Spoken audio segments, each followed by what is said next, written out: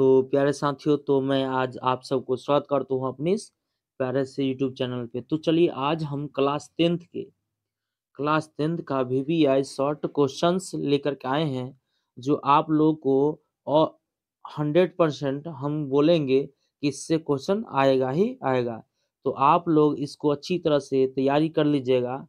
तो चलिए आप लोगों को देरी ना करते हुए आगे की ओर चलते हैं। तो देखिए, सबसे पहले तो आप लोग है कि ये जो अभी क्लास है, इस क्लास को अपने दोस्तों के साथ सबसे पहले शेयर कीजिए, ताकि आपके साथ साथ आपके दोस्त को भी हेल्प होगा। तो चलिए देखिए, तो क्वेश्चन पहला है, देखिए क्या लिखा हुआ है। क्लास 10th साइंस, अति लघु उत्तरीय व लघु उत्तरीय प्रश्न, यानी ये काफी ही महत्वपूर्ण क्वेश्चन सब है। तो पहला क्वेश्चन देखिए, कह रहा है कि विद्युत फ्यूज क्या है, यह किस मिश्र धातु का बना होता है। तो आप लोग इसको स्क्रीनशॉट मारकर और पॉज करके लिख लीजिएगा, ताकि आप लोगों को एग्जाम में कोई दिक्कत ना हो। तो आप लोग इसको अच्छी तरह से लिख लीजिएगा। तो चलिए हम इसका आंसर बताते हैं। क्या कह रहा है कि विद्युत फ्यूज सुरक्षा की एक युक्ति है, यह अतिभारण एवं लघु पतन से परिपथ की सुरक्षा के लिए लगाया जाता है। क्या कहा कि विद्युत फ्यूज सुरक्षा की एक युक्ति है, यह अतिभारण एवं लघु पतन से परिपथ की सुरक्षा के लिए लगाया जाता है। फ्यूज में ऐसे तार का प्रयोग किया जाता है जिसका गलनांक बहुत कम होता है। यह प्रायः तांबा और टीन, यानी क्या चीज है, तांबा और टीन तथा सीसा एवं टीन के मिश्र धातु है। क्या क्या है, तांबा, टीन तथा सीसा एवं टीन के मिश्र धातु का बना होता है। तो ये क्या कहा, समझ जाइए कि विद्युत फ्यूज हम लोग को सुरक्षा प्रदान करता है। यह एक युक्ति है, समझे, यानी एक यंत्र या मशीन जिस तरह से बोलते हैं, जो उपकरण के रूप में हमको काम देता है।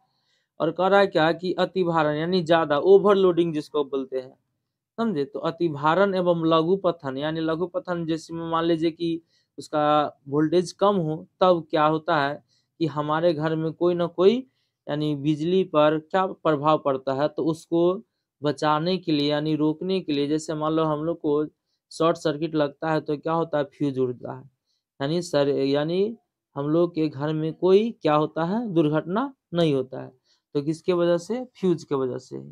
तो इसमें वही कहा फ्यूज क्या है और फ्यूज किस मिश्र धातु का बना है। तो फ्यूज पता चल गया है। तो चलिए आप लोग अच्छी तरह से लिख लीजिएगा।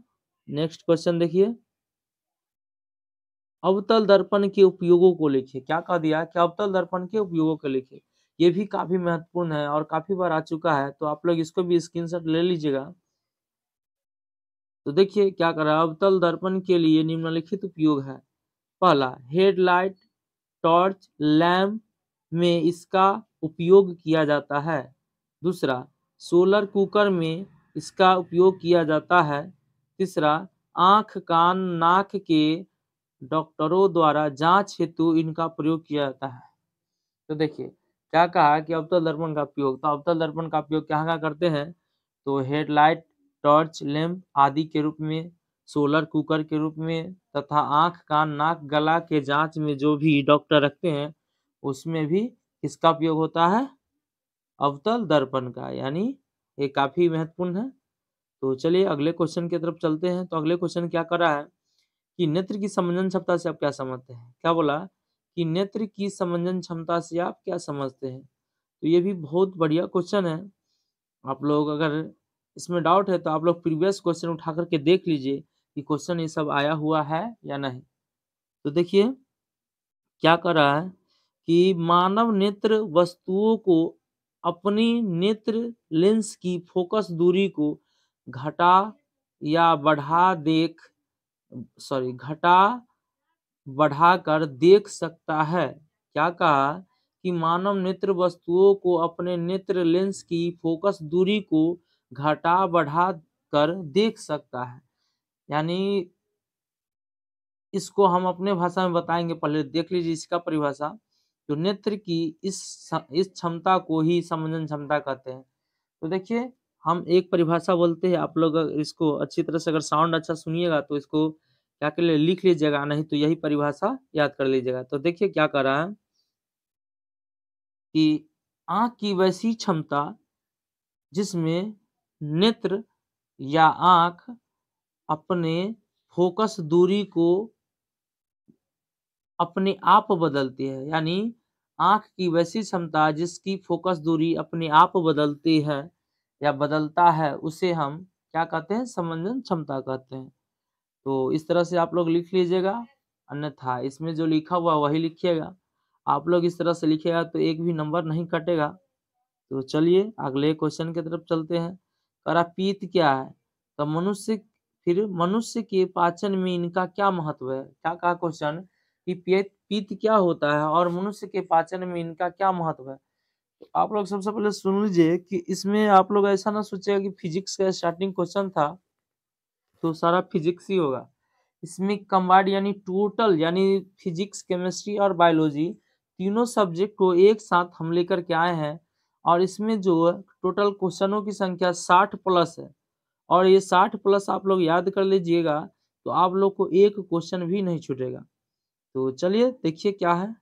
तो पीत यकृत ग्रंथि से स्रावित होने वाला द्रव्य है। क्या कहा कि पीत यकृत ग्रंथि से स्रावित होने वाला द्रव्य है जो छोटी आंत में भोजन के पाचन में सहायक होती है। क्या कहा, जो छोटी आंत में भोजन के पाचन में सहायक होता है। क्या कहा, पीत यकृत का क्या है, यकृत ग्रंथि के स्रावित होने वाला द्रव्य है जो छोटी आंत में भोजन के पाचन को क्या करता है, सहायता प्रदान करता है। मनुष्य के पाचन क्रिया में इसके निम्नलिखित महत्व है। क्या है, इसमें महत्व भी पूछा था। तब मनुष्य के पाचन क्रिया के लिए महत्वपूर्ण क्या चीज है, महत्व है। तो देखिए क्या है महत्व। पहला महत्व देखिए, पहला क्या कर रहा है कि पीत क्या कि पीत भोजन में वसा के बड़े क्या कर रहा है, पीत भोजन के वसा में बड़े कण को छोटे कण में तोड़ने में मदद करती है। क्या करता है, पीत जो हमारे शरीर में जो भी भोजन है उस भोजन को क्या करता है, छोटी छोटी टुकड़ों में तोड़ने की काम करता है। फिर दूसरा क्या कर रहा है, पीत अमाशय से ग्रहणी में आए अम्लीय कायम, क्या चीज, पीत अमाशय से ग्रहणी में आए अम्लीय कायम की अम्लीयता को नष्ट कर देता है। क्या करता है कि कायम जो होता है वो अम्लीय, उसको क्या कर देता है, नष्ट कर देता है। नेक्स्ट क्वेश्चन देखिए क्या है, श्वसन और स्वच्छवास में अंतर। क्या है, श्वसन और स्वच्छवास में अंतर। तो दोनों में अंतर देख लीजिए क्या है। श्वसन एक रासायनिक प्रक्रिया है और इधर स्वच्छवास एक भौतिक प्रक्रिया है। क्या है, एक श्वसन रासायनिक प्रक्रिया और स्वच्छवास क्या है, एक भौतिक प्रक्रिया है। इसमें ऊर्जा का निर्माण होता है, इसमें ऊर्जा का निर्माण नहीं होता है। यह कोशिका में संपन्न होता है, यह फेफड़ों में संपन्न होता है। तो ये भी बहुत ही महत्वपूर्ण क्वेश्चन है, समझ में आ गया होगा। एक बार फिर से हम बोल देते हैं, श्वसन एक रासायनिक प्रक्रिया है और स्वच्छवास एक भौतिक प्रक्रिया है। फिर उसके बाद कह रहा है इसमें ऊर्जा का निर्माण होता है, दूसरा इसमें ऊर्जा का निर्माण नहीं होता है। यह कोशिका में संपन्न होता है या फेफड़ों में संपन्न होता है। तो ये भी क्वेश्चन बहुत ही बढ़िया है। चलिए अगला क्वेश्चन पे चलते हैं, अगले क्वेश्चन की तरफ चलते हैं। तो देखिए अगला क्वेश्चन क्या है, केमिस्ट्री का क्वेश्चन है, अम्ल एवं क्षारक में अंतर। क्या है, यानी अंतर में से एक न एक पूछता ही है। तो अम्ल और क्षारक में क्या कर रहा है, अंतर। तो देखिए क्या कर रहा है, पहला में देखिए अम्ल स्वाद में खट्टा होता है, क्षारक स्वाद में कड़वा होता है। और दूसरा, अम्ल वह पदार्थ है जो जल के साथ मिलकर हाइड्रोजन आयन H+ देता है। क्या देता है, हाइड्रोजन आयन देता है। फिर इसमें कह रहा है क्षारक में कि क्षार वह पदार्थ है जो अम्ल में मिलकर हाइड्रोक्साइड आयन देता है, यानी हाइड्रोक्साइड को OH- कहते हैं। तो तीसरा देखिए, अम्ल नीले लिटमस पत्र को लाल कर देता है, क्षारक लाल लिटमस पत्र को नीला कर देता है। तो इसमें 3 ही को दिया है, लेकिन एक और बोल देते हैं, इसका अगर पीएच मान पूछ देगा कि अम्ल का पीएच मान कितना होता है, तो 7 से कम, और क्षार का पीएच मान, यानी क्षार को ही क्षारक बोलते हैं, तो क्षारक का पीएच मान 7 से अधिक होता है। तो देखिए अगले क्वेश्चन की तरफ चलते हैं।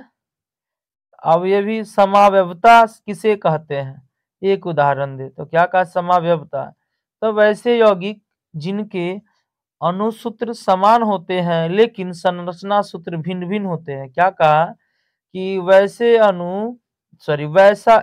यौगिक जिनके अणुसूत्र तो समान होते हैं लेकिन संरचना सूत्र भिन्न भिन्न होते हैं, समावयवी कहलाते हैं। क्या कहते हैं, समावयवी कहलाते हैं।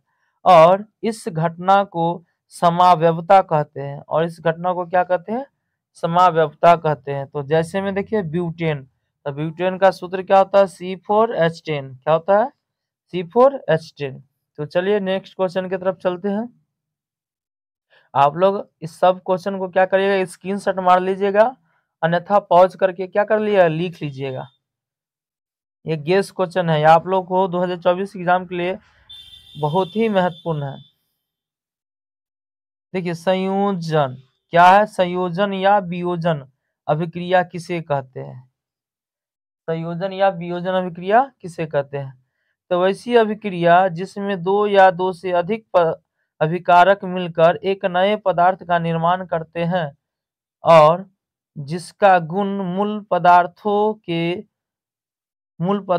के गुण से बिल्कुल भिन्न होते हैं, संयोजन या वियोजन अभिक्रिया कहलाता है। क्या कहलाया है कि वैसी रासायनिक अभिक्रिया जिसमें 2 या 2 से अधिक अभिकारक मिलकर एक नए पदार्थ का निर्माण करते हैं और जिसका गुण मूल गुण के गुण से बिल्कुल ही भिन्न होता है, यानी उससे अलग होता है। तो इसको हम आसान भाषा में बोल देते हैं, क्या कर रहा है कि वैसी रासायनिक अभिक्रिया जिसमें 2 या 2 से अधिक तत्व आपस में मिलकर एक नए पदार्थ का निर्माण करते हैं, उसे हम क्या कहते हैं, संयोजन अभिक्रिया या वियोजन अभिक्रिया कहते हैं। जैसे देख लीजिए CaO प्लस H2O, यानी दोनों जब अभिक्रिया करते हैं तो क्या बना देता है, CaOH का होल ट्वाइस, यानी कैल्शियम ऑक्साइड और जल जब अभिक्रिया करता है तो क्या बना देता है, कैल्शियम हाइड्रोक्साइड बना देता है। तो नेक्स्ट क्वेश्चन देखिए, विद्युत विभव से आप क्या समझते हैं। तो विद्युत क्षेत्र के किसी बिंदु तक एकांक धन आवेश को अनंत से उस बिंदु तक लाने में किए गए कार्य के बराबर होता है। क्या कहा कि विद्युत क्षेत्र के किसी बिंदु तक एकांक धन आवेश को अनंत से उस बिंदु तक लाने में किए गए कार्य के बराबर होता है, विद्युत विभव कहलाता है। तो देखो इसको हम एक और परिभाषा अगर हम शॉर्ट में बोल सकते हैं, दो विभव के देखिए यहाँ पे हम बोल देते हैं आसान कि अगर मान लीजिए कह देगा कि किसी एकांक धन आवेश को अनंत से एक बिंदु तक लाने में किए गए कार्य की मात्रा को ही हम क्या कहते हैं, विद्युतीय विभव कहते हैं। इसका SI मात्रक जूल प्रति कूलम होता है या वोल्ट होता है। क्या होता है, इसका SI मात्रक जूल प्रति कूलम या वोल्ट होता है। और देखिए अगले क्वेश्चन जो काफी इंपोर्टेंट भी लगा भी है कि तारे क्यों टिमटिमाते हैं। क्या है, तारे क्यों टिमटिमाते हैं। तो तारे वायुमंडलीय अपवर्तन के कारण टिमटिमाता है। पृथ्वी क्या कर रहा है कि पृथ्वी का वायुमंडल कभी भी शांत नहीं रहता है, इसलिए तारों से हमारे आंखों तक पहुंचने वाली किरणें वायुमंडल के अपवर्तन में होने वाले परिवर्तन के कारण अपने पथ से मुड़ जाती है।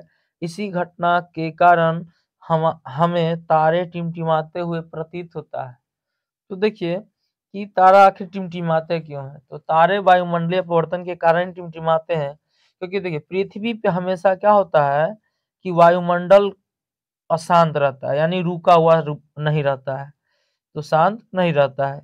जिस कारण से क्या होता है, हम लोग जो आँखों से अगर कोई भी वस्तु को कोई भी तारे को देखते हैं, तो क्या प्रतीत होता रहता है कि झिलमिलाहट सा एकदम यानी चमकता हुआ महसूस होता है, जबकि तारे टिमटिमाता नहीं है, वह वायुमंडलीय अपवर्तन के कारण ऐसा लगता है। तो चलिए आज पार्ट 1 में हम इतना ही क्वेश्चन को रखते हैं, तो इसका अगला पार्ट लेकर के आएंगे, तो आप लोग इसको अच्छी तरह से याद कर लीजिएगा और अपने दोस्तों के साथ शेयर कीजिएगा। आप लोगों को वीडियो अच्छा लगा होगा तो प्लीज़ चैनल को सब्सक्राइब कीजिएगा। धन्यवाद।